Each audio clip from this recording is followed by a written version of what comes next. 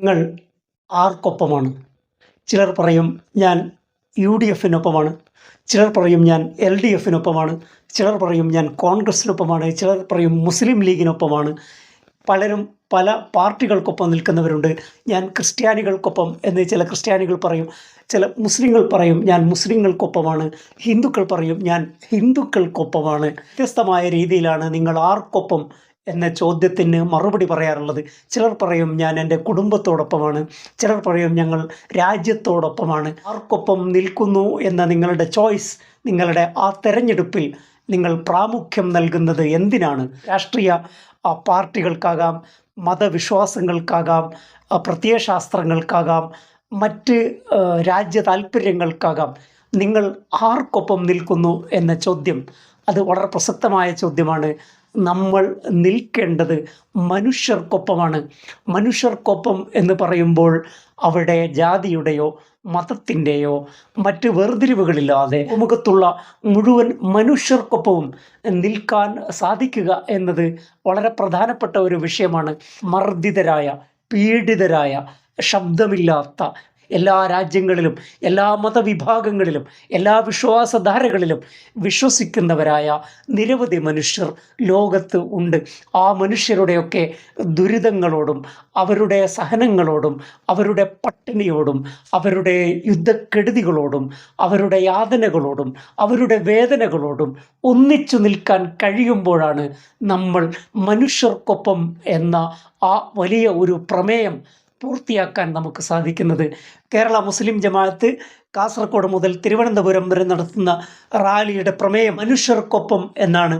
ഈ ഐക്യദാർഢ്യം പ്രഖ്യാപിക്കുമ്പോൾ regardless of region and religion, ജാതിഭേദമോ മതഭേദമോ രാജ്യഭേദമോ ഒന്നുമില്ലാതെ നമുക്ക് എപ്പോഴും മർദ്ദിതരായ ജനവിഭാഗങ്ങൾക്കൊപ്പം നിൽക്കാൻ കഴിയുന്നുവെങ്കിൽ, ഭൂമിയിൽ ദുരിതങ്ങൾ അനുഭവിക്കുന്ന മനുഷ്യർക്കൊപ്പം നിൽക്കാൻ സാധിക്കുന്നുവെങ്കിൽ, അവരുടെ വേദനകൾ സ്വന്തം വേദനകളായി കാണാൻ കഴിയുന്നുവെങ്കിൽ, ഈ ലോകം a better place, to make this world a better place, ഒരു നല്ല ലോകം പണിയാൻ നമ്മൾ ശ്രദ്ധിക്കുമ്പോൾ നമ്മുടെ ഏറ്റവും മുന്തിയ പരിഗണന, വളരെ പ്രധാനപ്പെട്ട പരിഗണന, നമ്മൾ എപ്പോഴും നിൽക്കേണ്ടത് മനുഷ്യർക്കൊപ്പമാണ്. 12-ാം നൂറ്റാണ്ടിലെ പ്രശസ്തനായ പേർഷ്യൻ കവി സഅദി ഷിറാസി ഈ കാര്യം വളരെ വ്യക്തമായി അദ്ദേഹത്തിൻ്റെ കവിതയിലൂടെ വർണ്ണിച്ചിട്ടുണ്ട്.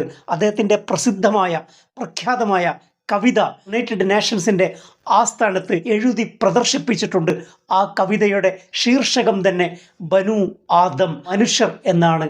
ആ കവിതയുടെ പ്രമേയം ലോകത്തുള്ള മുഴുവൻ മനുഷ്യരും ഒരൊറ്റ ശരീരമാണ്. ബനു ആദമ ദീക്രൻ, മനുഷ്യർ ഒറ്റ ബോഡിയായി നിൽക്കുമ്പോൾ, ഒരൊറ്റ ശരീരമായി നിൽക്കുമ്പോൾ, ലോകത്തുള്ള മറ്റ് മനുഷ്യർക്ക് അനുഭവിക്കുന്ന എല്ലാ വേദനകളും സ്വയം വേദനയായി മാറും. കാരണം ഏതെങ്കിലും ഒരു അവയവത്തിന് എന്തെങ്കിലും പറ്റുമ്പോൾ, അവിടെ മുറിവുണ്ടാകുമ്പോൾ, ശരീരഭാഗങ്ങളൊക്കെ അതൊക്കെ അറിയാനും മനസ്സിലാക്കാനും പ്രതികരിക്കാനും താതാത്മ്യം പ്രാപിക്കാനും ഉറക്കൊഴിക്കാനും ശരീരം തയ്യാറാകുന്നു. ലോകത്ത് മുഴുവൻ മനുഷ്യരെയും ഒരൊറ്റ ശരീരമായി കാണുമ്പോൾ ലോകത്ത് എവിടെയെങ്കിലും സംഭവിക്കുന്ന ദുരിതങ്ങളോടും ദുഃഖങ്ങളോടും പ്രയാസങ്ങളോടും നിങ്ങൾ നിസ്സംഗരായി നിൽക്കുകയാണെങ്കിൽ, നിങ്ങൾ ഇൻഡിഫറൻ്റ് ആണെങ്കിൽ, നിസ്സംഗമായി നിൽക്കുകയാണെങ്കിൽ, ആദ്മി, മനുഷ്യൻ എന്ന പേരിന് നിങ്ങൾ അർഹനാണോ? Are you deserve the name of human? മനുഷ്യൻ എന്ന പേരിന് നിങ്ങൾ അർഹനാണോ എന്നാണ് അദ്ദേഹം ചോദിക്കുന്നത്. ജാതി മത പരിഗണനകൾക്ക് അതീതമായി സോദരത്വേന നിൽക്കാൻ നമുക്ക് സാധിക്കുക. നാരായണ ഗുരു ഈ സോദരത്വഭാവം പഠിപ്പിച്ചു. ജാതിഭേദം മതദ്വേഷം ഏതുമില്ലാതെ സർവരും സോദരത്വേന വാഴുന്ന മാതൃകാസ്ഥാനമാണിത്. ഈ സോദരത്വേന, ബ്രദർഹുഡാണ് ലോകത്തെ നിലനിർത്തേണ്ടത്. എല്ലാ മനുഷ്യരോടും നമ്മൾ സാഹോദര്യത്തോടെ വർത്തിക്കുക.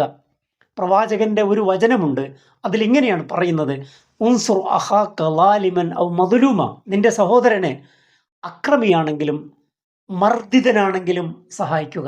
മർദ്ദിതനെ സഹായിക്കാം, അത് മനസ്സിലാക്കാവുന്ന കാര്യമാണ്. എന്നാൽ അനുചരന്മാർ ചോദിച്ചു, അനുയായികൾ ചോദിച്ചു, എങ്ങനെയാണ് ഒരു മർദ്ദകനെ സഹായിക്കുക? അപ്പോൾ പ്രവാചകന്റെ വിശദീകരണം ഇതാണ്, നിന്റെ സഹോദരൻ അക്രമിയാണെങ്കിൽ, മർദ്ദകനാണെങ്കിൽ, ചൂഷകനാണെങ്കിൽ, അക്രമിയാണെങ്കിൽ അവൻ്റെ അക്രമത്തെ തടയുക, ആ അക്രമത്തെ തടയാൻ ആവശ്യമായ കാര്യങ്ങൾ ചെയ്യുക, അതിന് നോ പറയേണ്ടടുത്ത് നോ പറയുക. വാൽമീകി രാമായണം എഴുതാൻ കാരണമായ സംഭവം എന്താണ്? അദ്ദേഹം നദിക്കരയിൽ യുവമിഥുനങ്ങളായ പക്ഷികൾക്ക് നേരെ റാഞ്ചി നിൽക്കുന്ന വേടനെ കാണുന്നു. ആ വേടനോട് വാൽമീകി പറഞ്ഞു, മാനിഷാദ, അരുത് കാട്ടാള. അതുകൊണ്ടാണ് ഈ ദുഃഖസാന്ദ്രമായ ശോകമൂകമായ ഒരു സംഭവത്തിന് ശേഷമാണ് രാമായണം രചിക്കുന്നത്. ആദി കവിയായ വാൽമീകിയെ പറയുന്നത് ശോകങ്ങളെ ശ്ലോകങ്ങളാക്കിയ കവി എന്നാണ്. അദ്ദേഹം അരുത് എന്ന് പറഞ്ഞു.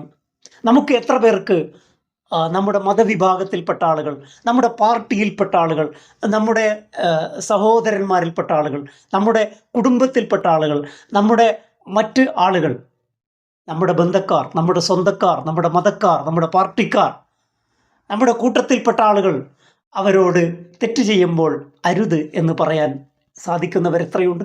വാൽമീകി വേടനോട്, വേട്ടക്കാരനോട് അരുത് എന്ന് പറഞ്ഞു. ഇന്ത്യയിൽ കൊലപാതകങ്ങൾ നടക്കുന്നു. നമ്മുടെ പ്രധാനമന്ത്രിക്കോ ഭരണകൂടത്തിനോ എപ്പോഴെങ്കിലും അരുത് എന്ന് പറയാൻ സാധിച്ചിട്ടുണ്ടോ? India is my country, all Indians are my brothers and sisters പ്രതിജ്ഞയൊക്കെ പറയാറുണ്ട്. പക്ഷേ ആ സാഹോദര്യം എവിടെയോ മറഞ്ഞു പോകുന്നു. നമ്മൾ മറന്നു പോകുന്നു. കക്ഷിയുടെ, പക്ഷത്തിൻ്റെ, രാഷ്ട്രീയത്തിൻ്റെ, മതത്തിൻ്റെ തീവ്ര ചിന്തകളുടെ വക്താക്കളായി നമ്മൾ മാറുന്നു. എന്താണ് മഹത്വം എന്ന് ഏറ്റവും നന്നായി നിർവചിച്ചത് റസലാണ്. റസൽ പറഞ്ഞു, എന്താണ് മഹത്വം? ഗ്രേറ്റ്നെസ്. ആരാണ് മഹാത്മാഗാന്ധി എന്ന് നമ്മൾ വിളിക്കുന്ന മഹാൻ? ആരാണ് മഹാൻ? അദ്ദേഹം പറഞ്ഞ കാര്യം ഇതാണ്: unbearable pity towards the suffering of the mankind. മാനവരാശിയുടെ ദുരിതങ്ങളോടുള്ള അദമ്യമായ അനുതാപവും അനുകമ്പയുമാണ് മഹത്വം. ലോകത്തെ ദുരിതങ്ങൾക്കൊപ്പം നിൽക്കാൻ സാധിക്കുന്നുണ്ടോ?